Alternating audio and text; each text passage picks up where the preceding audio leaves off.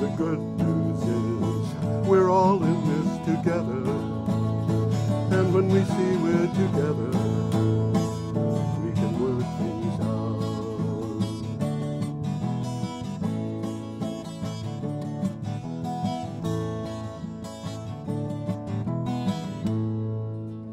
Hello, ladies and gentlemen. This is Energy Week with George Harvey and Tom Fennell. In the flesh. In the flesh. The famous Tom Fennell, world traveler and philanthropist and philosopher. And electrical engineer? Electrical engineer. Yeah. I don't, there's electrical engineer, electronics engineer, election engineer. They have diverged. There's computer engineers that are electrical. And I was a computer engineer, but I did primarily software. Well, the hardware guy would be more electrical than the software guy. Yeah, I have patents in computer engineering, and one of them is hardware, I think. Huh. Long gone. Anyway, here we are, and every week Tom and I record the show on a Thursday morning, and we talk about the news from the previous Thursday through the day before. And that news is news as it was posted on my blog, geoharvey.com. You can go there. When we work on the news, we will, as we report these stories, we'll tell you what day the story came up, and you can go to the blog, click on the calendar, go to the story, take a look at what is going on. I just realized that before the show I forgot to load this. So. Well, almost every week there's an article or two or more that are well worth reading. Yep. Some of them are really in depth, or they have a lot of information, or they're just fun. Or they're important. Or they're important. For some reason. I'll try to mention them. Yeah. So if you want to get a chance, you can look them up. Because we can spend the whole show discussing just one of these things. Sometimes. Absolutely. And sometimes we have. Yes. We've done entire shows, specials. Okay, should we start? With Thursday, May 10th. This is an item from the Natural Resources Defense Natural Resources Defense Council. He's the one who's making the noise. I'm doing fine. Okay. State clean energy laws make New England grid more resilient. The New England power grid is more resilient and reliable thanks to state laws that promote renewable energy and efficiency and reduce dependence on fossil fuels. That is our evidence-based message to the Federal Energy Regulatory Commission. Well, there's an interesting turnabout here. Yeah. This new analysis corrects an earlier study from ISO New England, Independent System Operator, that falsely suggested that the grid serving Connecticut, Maine, Massachusetts, New Hampshire, Rhode Island, and Vermont was at risk. Yes. Rather than creating fuel security problems, as that report said, New England's clean energy trajectory will benefit homes and businesses by reducing dependence on fossil fuels. This is really kind of, it's an interesting thing to think about. A lot of the electricity that's produced in New England comes from natural gas.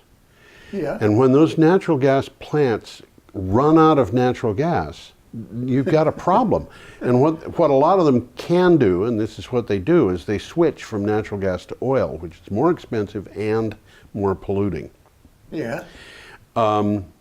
But unless they're in a pipeline, getting the natural gas there is not an easy task. Yeah, and that's why there have been so many attempts to get pipelines built to deliver natural gas to New England, but there's a lot of opposition to the pipelines, and I think for good reason. In fact, Nancy Ray Mallory, who's the editor of Green Energy Times, which I write for, told me that not far from where she lived in New York, the event happened in Pennsylvania, there was an explosion one day, and some people were killed and houses were burnt down, and it was a leak of natural gas. Which can happen. It not only can it happen, but it does happen fairly regularly in the United States. It's every couple of months. There's some kind of fire. There was one that we reported a year or two ago about a neighborhood that burned down in California because of a pipeline leak. The California thing was kind of disastrous. Yeah, and we've talked about this as well, the fact that somebody, I forget which university it was in the Boston area, they went through Boston, the students got a methane detector in a car, and they drove it through every street in Boston. I think we've talked about this. Yes, yeah. and they located something like 2,400 methane leaks. There was leaks all over. All over the place. And I think, in fact, it was the Natural Resources Defense Council, which was the source of this particular story, wanted to double check. So they did exactly the same thing using their own equipment and so forth. And instead of finding 2,400 leaks, they found 3,000. All of this produces, methane is a greenhouse gas emitter. Or is a greenhouse gas. And it's worse than carbon dioxide, so you're better off burning it, but really best off keeping it away. Well, as we're talking about gas, the next one is pertinent too. Gas, this is interesting. Gas isn't going away. Not yet. Gas-fired generators will account for the majority of new electrical generating capacity in 2018. And that's for the country. That's for the country. This is from Daily Energy Insider. The U.S. Energy Information Administration projects that 21 gigawatts of gas-fired generators will be brought online in 2018 out of a total of 32 gigawatts of new capacity expected to be added this year. If that is correct, 2018 will be the first year since 2013 in which renewables failed to account for a majority of new generating capacity. I'm going to wait until the figures are in before I bet on that one. But well, the first 2 months of this year were heavy on renewables. Yeah, heavy. Absolutely. I got a little sentence about that, but finish what you're saying. Well, the thing is, I'm kind of wondering who is going to use this capacity, because electricity in the United States, the use is actually on a slight decline. Slight decline, yeah. But the other thing is, last year, our use of natural gas declined something like 10% in terms of making electricity. So they're bringing on new capacity, and the capacity that's there is declining. So this sounds like a bad combination, and the right hand isn't telling the left hand what it's doing. Well, these plants take so long to get online that they can't just have them appear out of nowhere. Well, that's what's behind this article, because it's telling us in 2018 there's going to be less renewables than we predicted. Yep. But the beginning of I forgot to put that up. I forgot too. The picture in the background was with the first story. Yeah, it's about the New England grid. That's a nice picture. It's pretty. Okay. Anyhow, what I was saying was they're predicting that non-renewables are going to win this year in the new additions. But January and February were way overloaded on renewables. Yes, there's another aspect to this too, Tom, and that is they may have 32 gigawatts of new gas capacity. It wasn't 32, it was 21. 21 gigawatts. They may have 21 gigawatts of new gas capacity scheduled to come online, but even if it does, that doesn't mean fossil fuel capacity is increased, because we've got so much being retired. Coal. Well, according to this article, the online dates for generators through the end of the year, these are fossil fuel generators, will outpace renewables. So they're being built. Yes. They're being built. They're being built, but the point that I'm making is coal burning plants and, to a certain extent, natural gas burning plants are being shut down. So definitely the coal burn. Coal's over. Forget about it, Mr. Trump. Coal's over. Yes, right. Okay. Should we move on? Yeah, let's move on. Okay. This is getting boring. Our next item is from CNN. CNN usually has some pretty good articles. Yeah, the people there seem to know what they're doing once in a while. Well, the California Energy Commission approves a plan requiring solar panels on new homes. Very interesting thing. And this has had article after article after article appearing about it in the last week. It's not law yet. Yeah, the California Energy Commission has voted unanimously to adopt new energy efficiency standards which would make solar panels a requirement on new home construction. While the vote was a big step forward, the proposed new standards will still have to go to the California Building Standards Commission for final consideration later this year. Well, you know, it's not going to be popular with some, but in the long run, it's quite beneficial. I got some numbers here. Yeah. What's in the bill. All new houses would be required to have solar panels starting in January 2020. Right. Well, that's not, some houses can't just because of where they're located. Yes. So they are covered. Yes. They don't have to have them. Homes, after that, homes will use about 50% less energy than the previous 2016 standards. Yes. So there's a plus there. Okay, greenhouse gas would be reduced as if 100,000 cars were off the road. That's nice. So there's a couple of benefits there. It's going to cost approximately $10,000 per home. A 30-year mortgage would increase about $40 monthly. But residents would save about $80 in heating, cooling, and lighting bills. Yes. So it's a win-win. I'll tell you, Tom, there have been so many articles that have appeared that have said this is a boneheaded thing to do. It's going to cost people $40 a month. And they never bother mentioning that. Yeah. You know, and this is something that maybe I should mention this at this point. There are certain publications that I never use news from. Uh-huh. One of them is Breitbart. Is that so? Yeah, I never bother even opening an article from Breitbart or the Heritage Foundation or the Cato Institute. So when you reference Breitbart, it's come from somebody else. I don't have articles from Breitbart. No, but some of the articles reference Breitbart. Yeah, and the reason that happened was early on. You know, I've been doing this for over 7 years now, and almost 6 years of working on the blog. Early on, I found that there was a tiny group of news organizations that had information that was at huge variance. They were consistent among themselves, but what they said was at variance with what everybody else said. Mm-hmm. And so when I started hitting that, I was saying, why do these people do, what is it about them?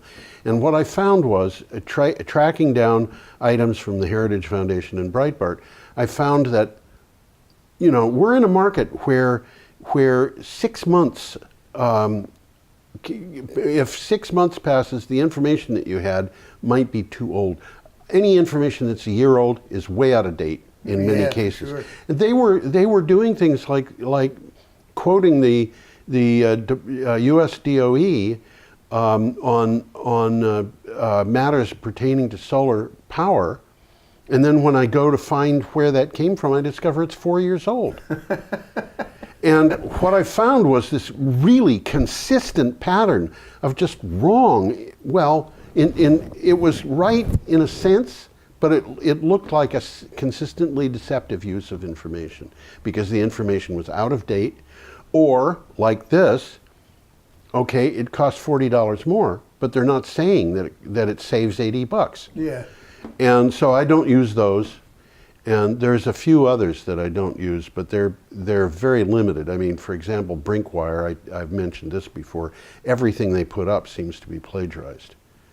They've put up articles that I wrote and removed my name. Removed your name, huh? That's interesting. Yeah, okay. It's cheaper for their editorial staff, though. It is, well, you know, this is an organization, it is, I believe, the same organization as a different one, which I complained to Google, and they blocked it. But that particular organization, I've forgotten the name of it, listed its location as Scottsdale, Arizona. Yeah. And when I went a little bit deeper, I discovered this isn't the Scottsdale, Arizona you know. Uh-huh. This is not Scottsdale, Arizona, USA. This was Scottsdale, Arizona, Turkey.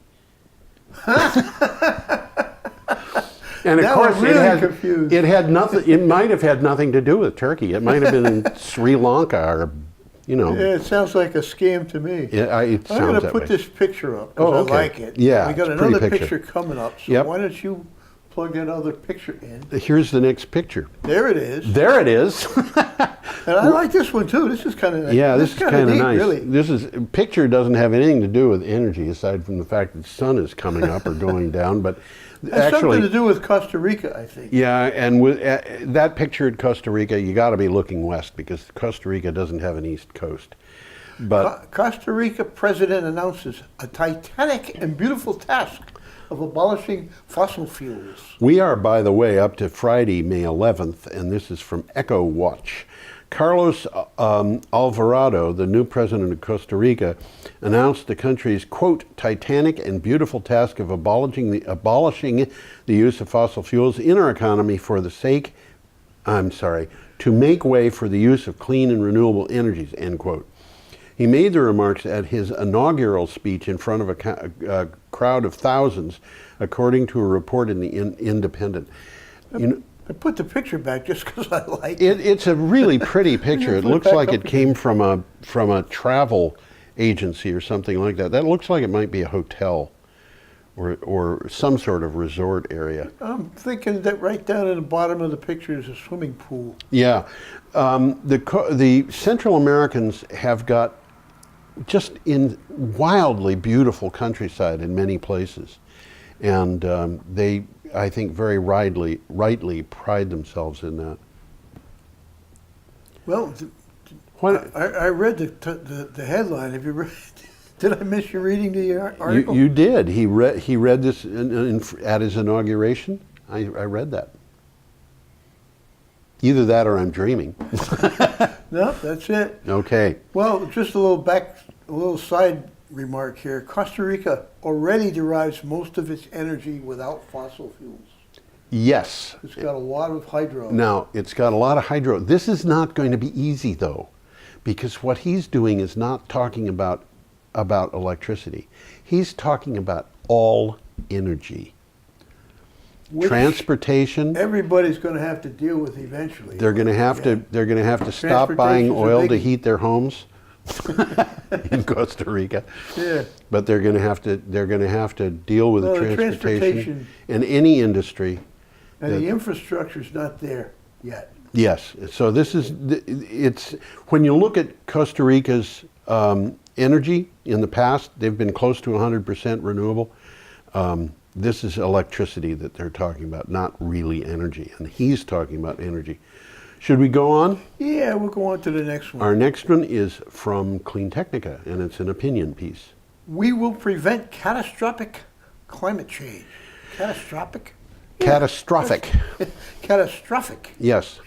Now, I'm reading this, and when I say I here, I'm using the author's words. Of late, I feel increasingly confident that environmentalists will be able to make that claim soon, the claim being we will prevent catastrophic climate change.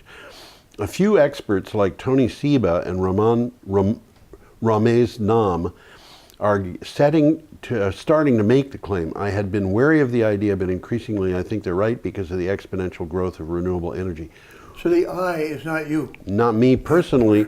I'm kind of on a fence about this because some of the stuff that I've seen come up in the last couple of months has been so discouraging.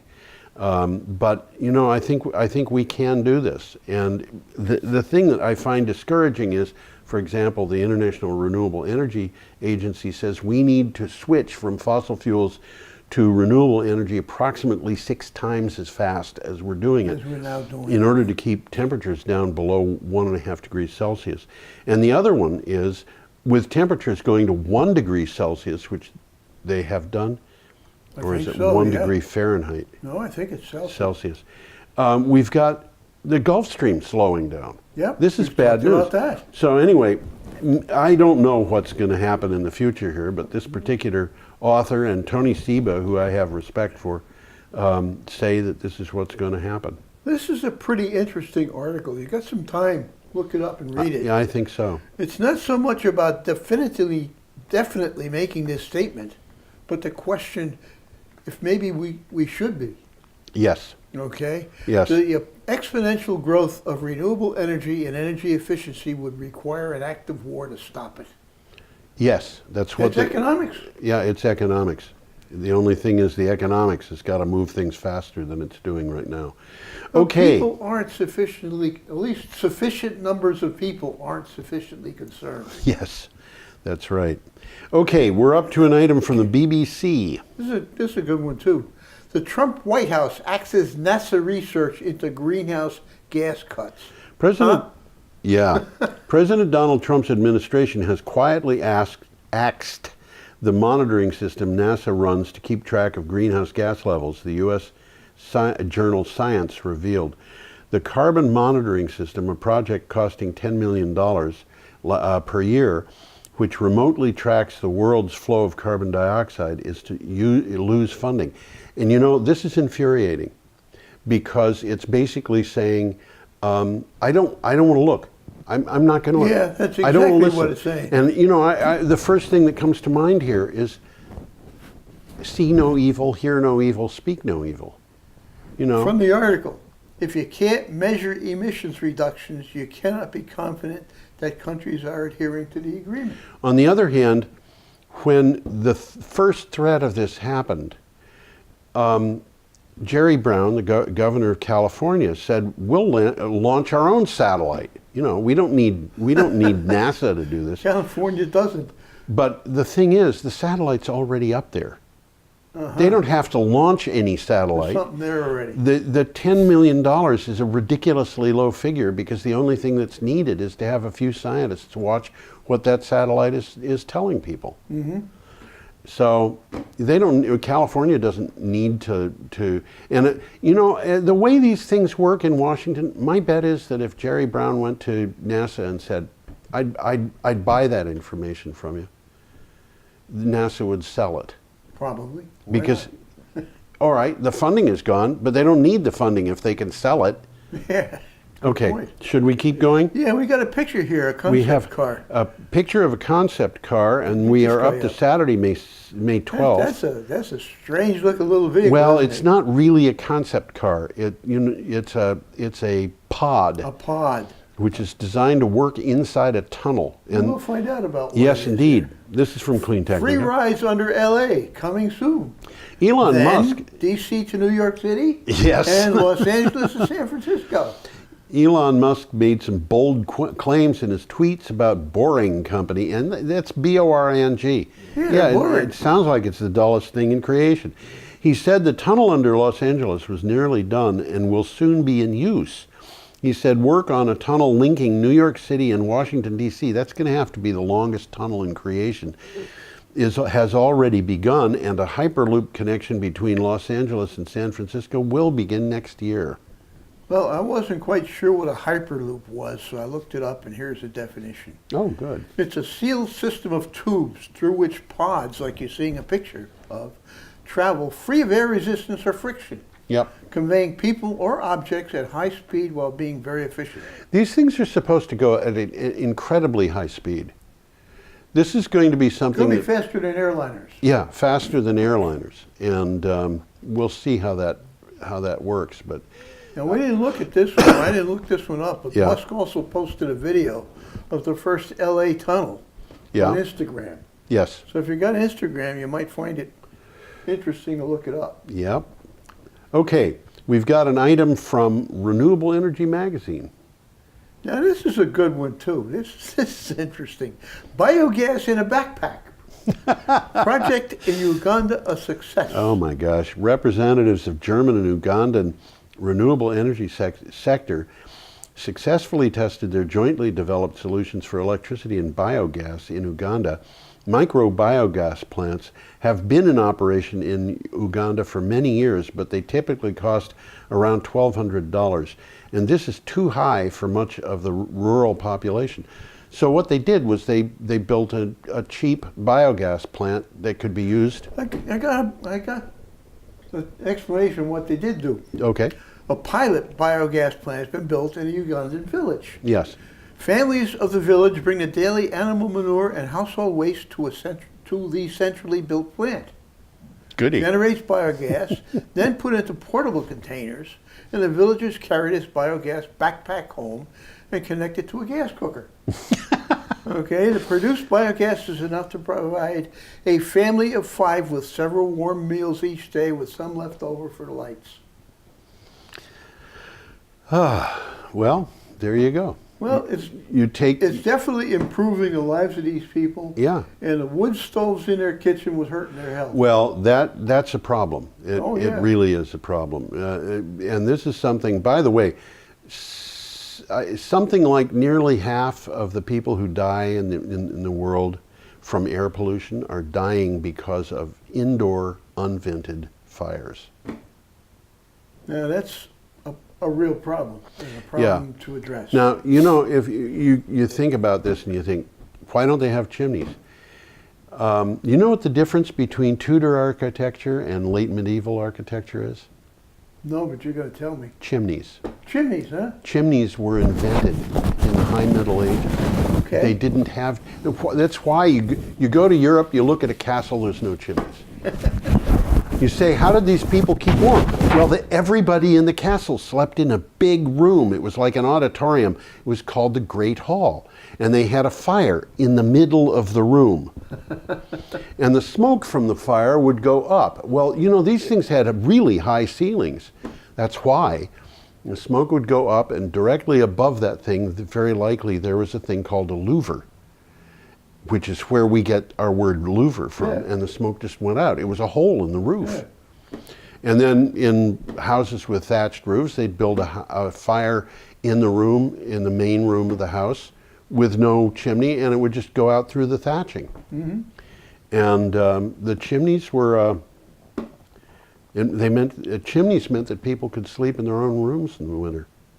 Amazing. Private sleeping quarters. Amazing, yeah, it was amazing. Okay, let's move on to Iceland. Iceland implements a plan to promote EVs with new fast charging stations. Well, that's a good idea. Yep, Iceland is pursuing further adoption of renewable energy with incentives to promote electric vehicles with the installation of over 20 new ABB fast charging stations. A realization that Iceland was too dependent on fossil fuel imports led to corrective efforts. Today, 80% of the energy in the country comes from renewable resources. Now, they're doing this on Route 1. And for people who know Iceland, it's the only route. Well, it's not the only one, but it runs the perimeter of the island. It's 13. Cleverly named. Yeah, it's 1,300 kilometers long. So they're having 20 of these stations on a 1,300 mile. That makes sense. Yeah. I was wondering who ABB was. Yeah. And it turns out it's Asea Brown Boveri. Okay. Which are 2 of the largest electrical firms in Europe, up in the class of GE, the European EGs. Yeah. And they have merged a few years ago. So the new name is ABB, but it's these 2 giant electrical firms. Right. Okay. Now a Swedish-Swiss multinational corporation headquartered in Europe, in Zurich. Yeah.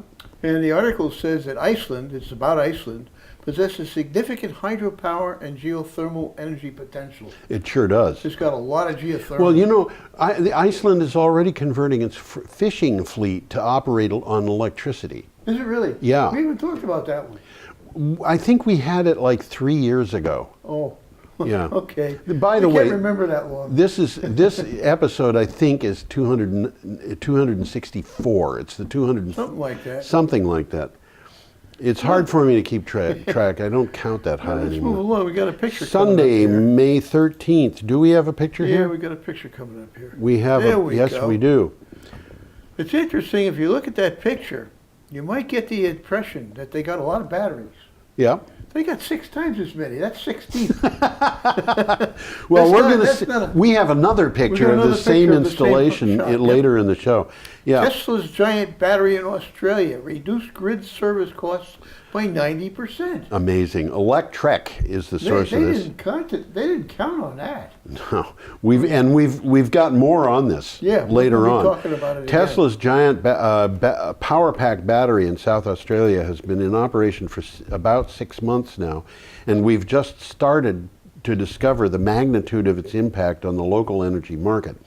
A report now shows that it reduced the cost of grid service that it performs by 90%, and it already has taken a majority share in the market. Now, we should explain this, and actually it's explained, I think, a little better in the other article. I got a sentence here. Go ahead. When an issue happens or maintenance is required on the power grid, the energy market operator calls for large and costly gas generators and steam turbines kicking in to compensate for the loss of power. Yes. These are called peaking plants. Yes.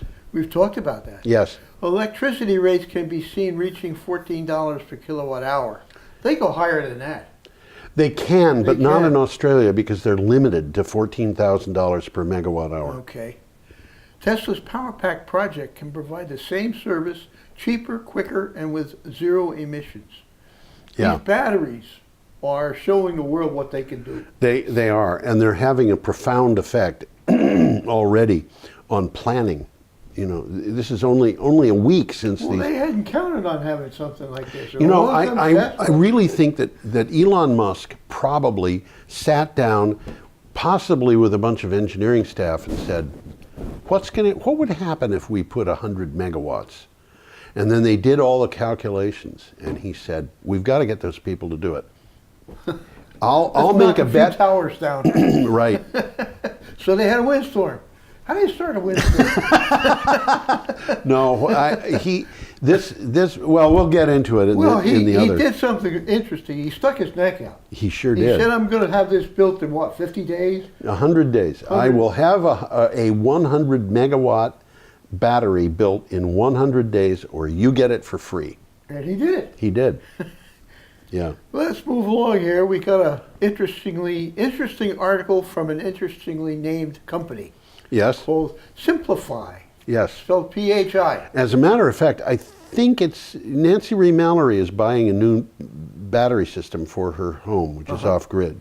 She's the editor of Green Energy Times. And I think she's buying SimpliPhi batteries. Well, I read about the article. They seem to have their stuff together. They do. According to Catherine DeBerg, the CEO of battery manufacturer SimpliPhi, 2017 was a blockbuster year for the company, with sales more than tripling from 2016. The spike in sales has SimpliPhi Power bursting out of its Ojai, California headquarters and scrambled. Ojai, I'm sorry. I keep forgetting. You know, I don't speak Spanish. I used to work. I expected you to say OJ, and I was going to say, no, he's an athlete. Was an athlete. I used to work with a crew of Puerto Ricans, the absolute best crew I have ever worked with. Really amazing people who did amazing work, very hardworking, and. But the only Spanish that I learned was a few words that I won't say on television. I learned them too. Did you? Okay. Scrambling, it has the SimpliPhi Power scrambling out of its headquarters and into the surrounding area looking for manufacturing space. Well, it's an interesting article because it's an interesting company. Yes, it is.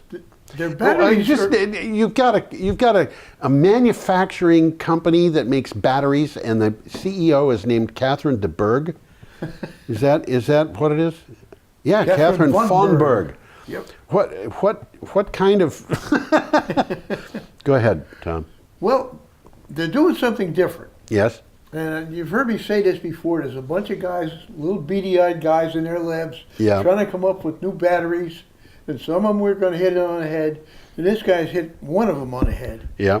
Their batteries are based on an extremely stable lithium ferrophosphate chemistry. And you know, this is really good because the lithium-ion chemistries, I have a friend who was contacted several years ago. He was a technical writer, and this company that contacted him said, "We understand that you like pistols."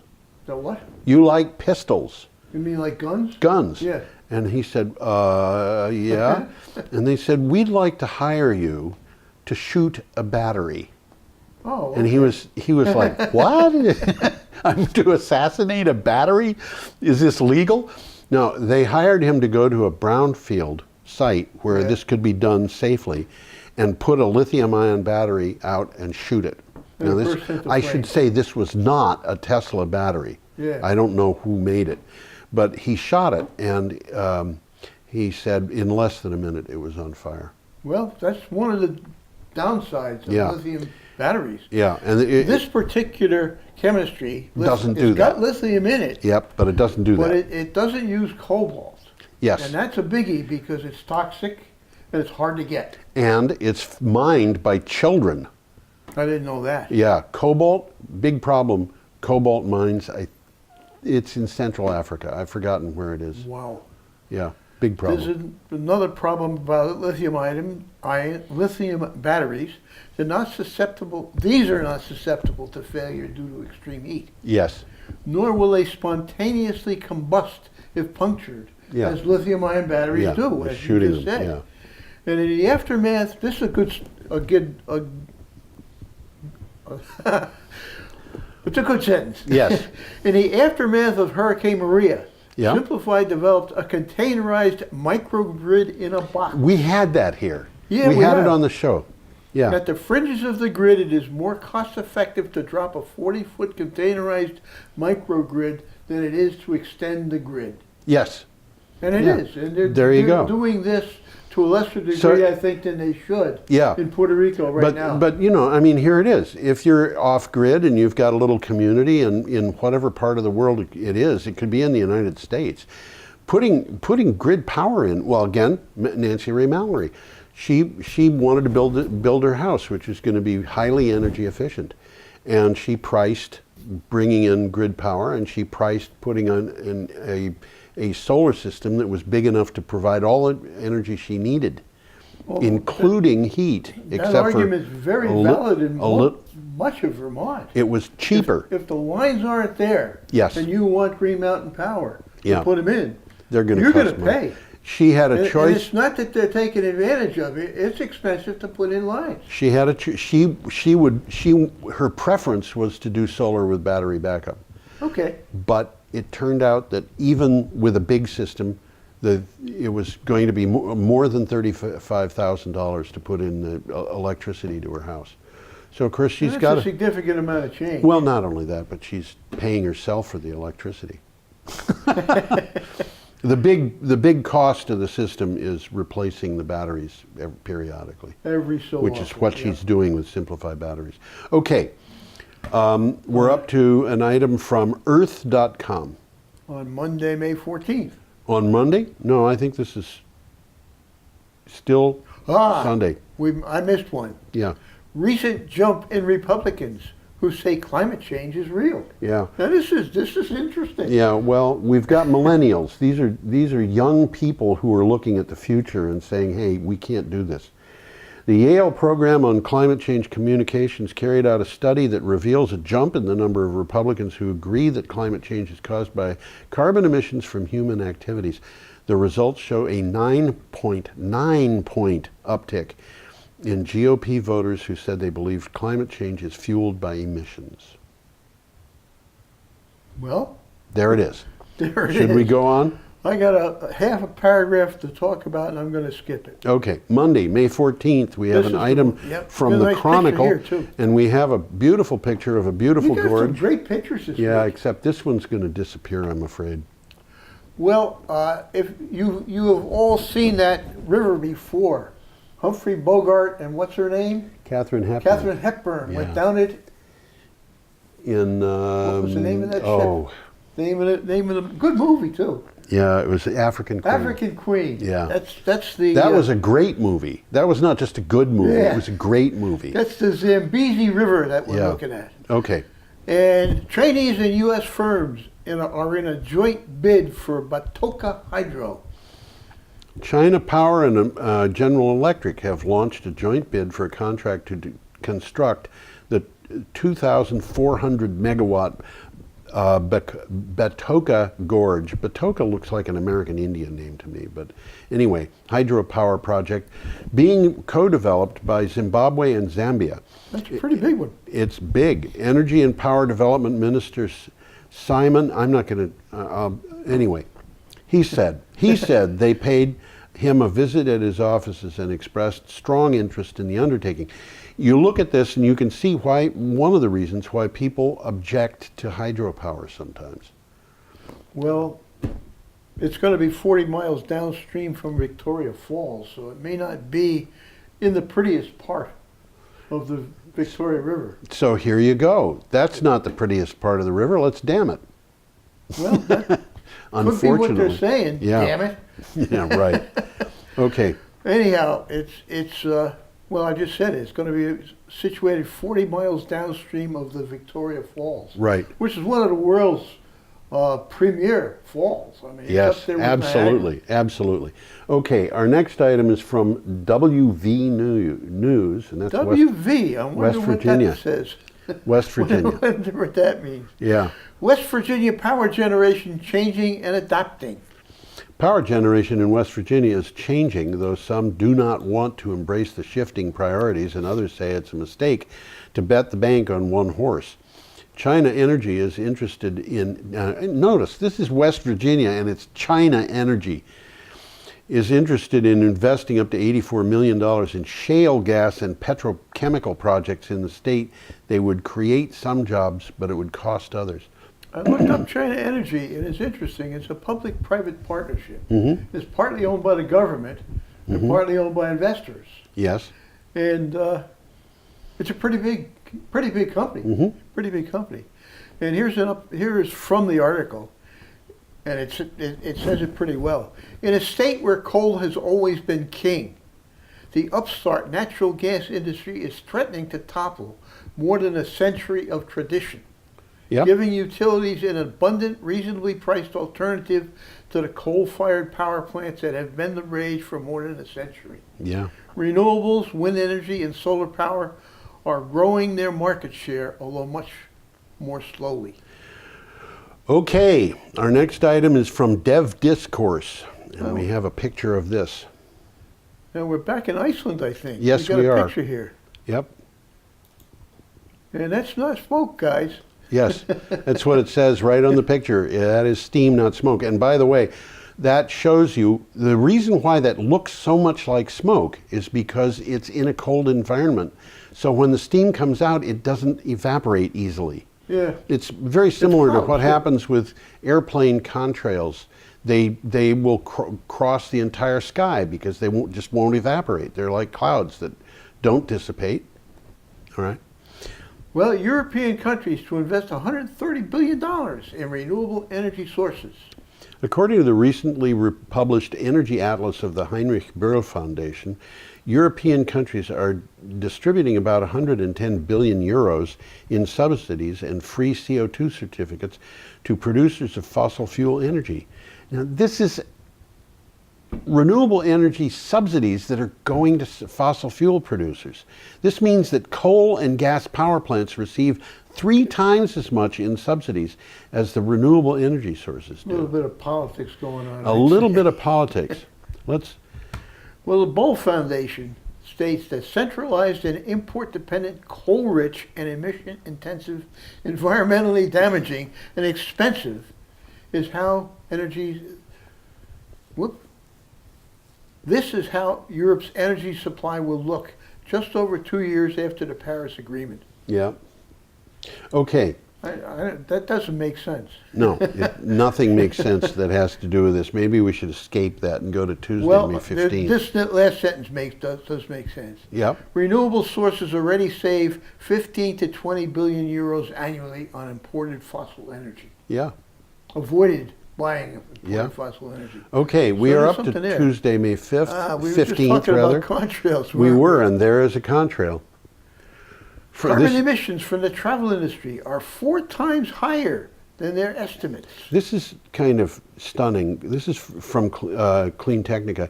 Researchers at the University of Sydney have spent 18 months looking at emissions from the entire tourism value chain, from airplanes to hotel food preparations and even souvenirs.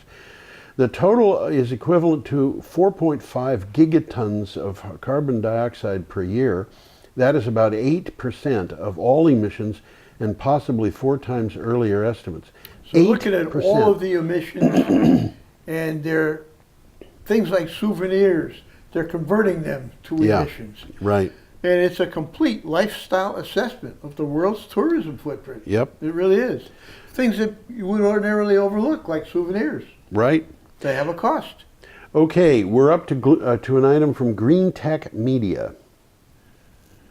Cypress Creek halts 1.5 gigawatts of solar development due to tariffs. This is the new tariff. You remind me of my childhood when we would tell people about the crick.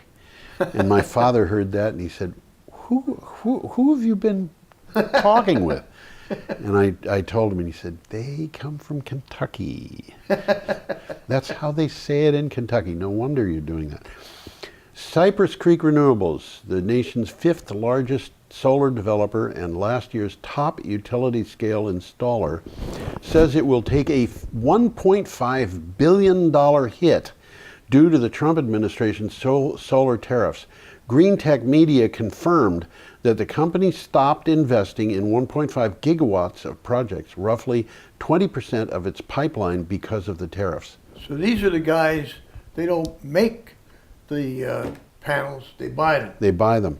And the price of the panels is going to be going up. And in the meantime, what's happening to the Chinese? First of all, they weren't doing anything wrong. The tariffs were put on them because American companies were simply unable to compete. Well, the American companies weren't American, really. They were foreign-owned companies working in the United States. In America. But the next thing is, the Chinese don't need the American market. No, they're doing pretty well on their own. They're talking about a huge increase in the number of panels manufactured this year, and those panels are going to go into markets around the world where the Chinese are loaning money to the local governments to buy the solar panels and put them in. And if they renege on the debts, that's okay. China will accept small port instead. A small port. A small port, which they did in Bangladesh. Yeah, they've got a military port in Bangladesh, and on top of everything else, they're getting these port facilities in places like the Caribbean. They've already got 2 countries that I know of in the Caribbean that have said, yeah, you can do a military thing here. So the Trump administration is really failing badly on this, really badly.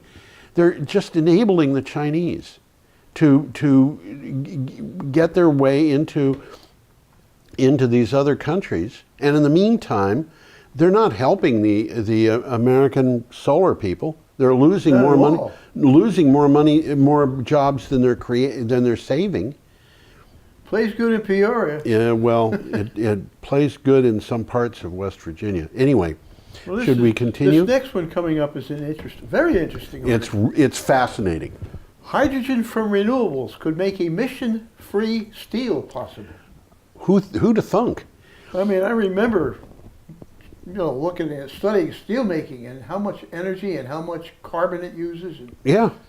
Well, they have special grades of coal. Special grades of coal they use to make steel. This is from Clean Technica. And it's not just for the heat that the coal provides. It turns iron into steel. That's right. A consortium in Sweden is working on an experimental program that could slash carbon emissions from manufacturing steel. The CEO of Hybrid, a joint venture between Swedish steel maker SSAB, power utility Vattenfall, and LKAB, Europe's largest iron ore producer, said our pilot plant will only emit water vapor.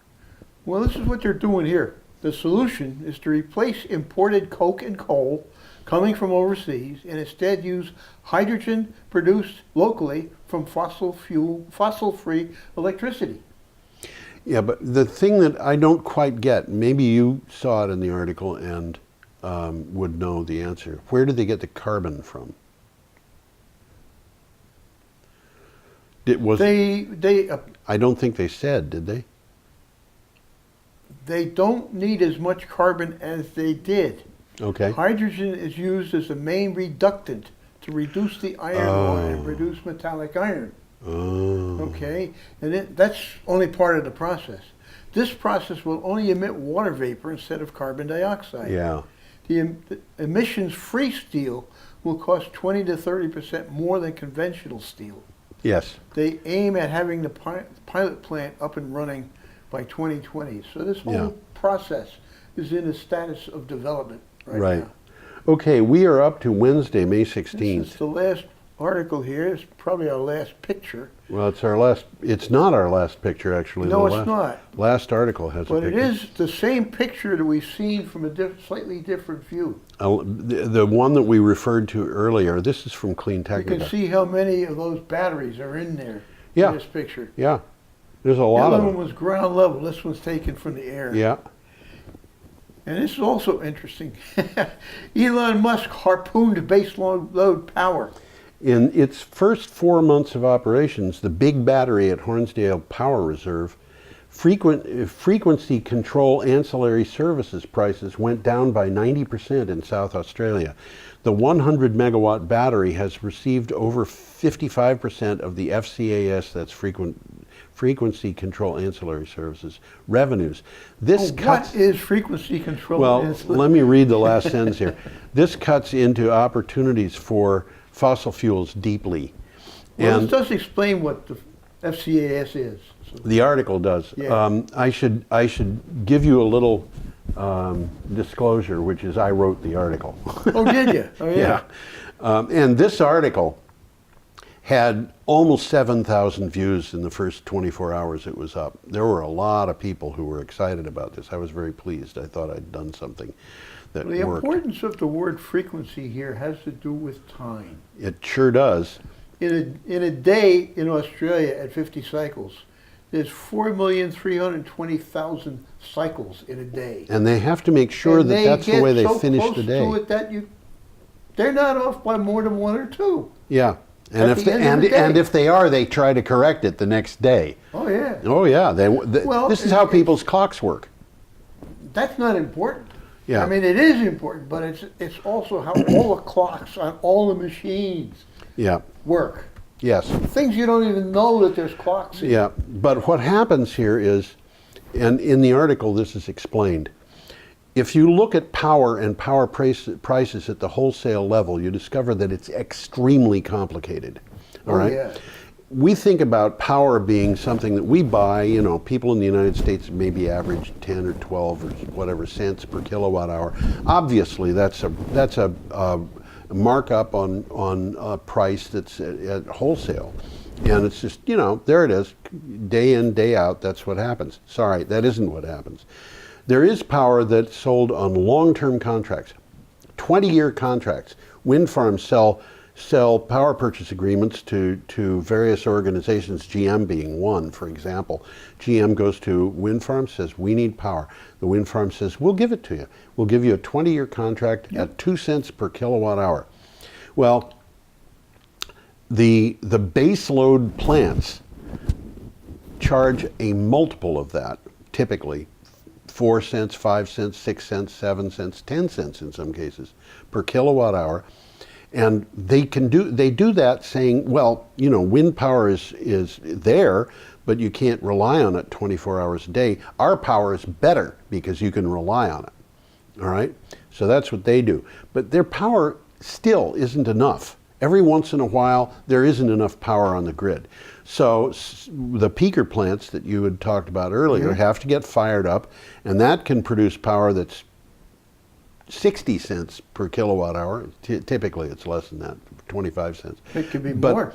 But it can be more. Sometimes it's up and over 1,000. Sometimes it gets per weird megawatt per megawatt hour. It gets over $10 in Australia. It's limited to $14 per kilowatt hour, but that's $14 Australian, which is about $10.50. And this is the power that the power company is selling. They're paying $10 for a kilowatt hour that they sell for 10 cents. Yeah. All right. This is why it's so complicated. Now, here's what's happened. That market for the frequency control ancillary services power is done on short-term bids that happen every few minutes, in some cases every 5 minutes. And what has happened is this 100 megawatt battery has taken over 55% of the market for the entire state of South Australia, which is a whole lot bigger than Texas. So it's really changed things. And on top of that, it's reduced the cost of that highest cost power by 90%. And this is going to have a profound effect. Absolutely. Now, the power companies, Vermont Yankee being one several years ago, their contract was up. They wanted to have that contract renewed. They went to the state of Vermont. They said, we've been selling you power for 3.5 cents. We want to sell it to you for 6.5 cents. We'll give you. It's a deal you can't refuse because it's the cheapest you're going to get. But we only want to sell you half as much, and the rest is going to be on the spot market. Mm-hmm. They wanted to sell their power at a price that kind of produced a revenue, but they weren't too concerned about it, and the rest of it would come on the spot market. Well, it turned out that Vermont could get its power from Hydro-Quebec at 6 cents, so there was no point in worrying about Vermont Yankee. They didn't count on that. No, but now you've got these companies that are relying on the spot market to give them the real cream of their income, and the cream of their income is being destroyed by this battery. Well, that's what this article just says. I'll read the last sentence here. This is where Elon Musk's Harpoon comes in. Yes. Tesla's Homedale Power Reserve, which we're looking at in the background there, by cutting the income available from spot power prices, has cut the incomes of peaking plants and other short-term suppliers. Yep. The people you're talking about. Yep.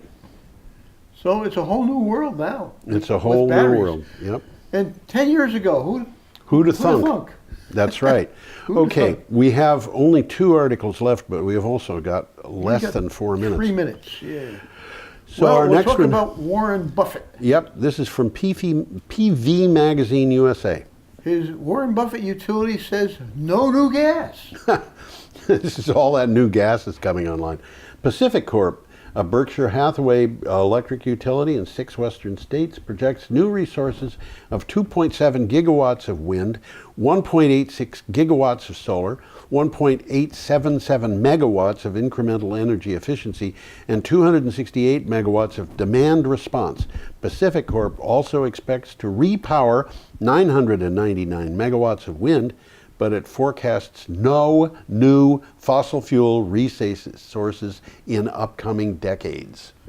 Decades. Well, if no one knows what demand response is, I can say it like in a couple of words. It's smart appliances. Yeah, but you turn your hot water heater on, it turns itself on. Yep. At 5 or 6 a.m. Yeah, when nobody wants the power.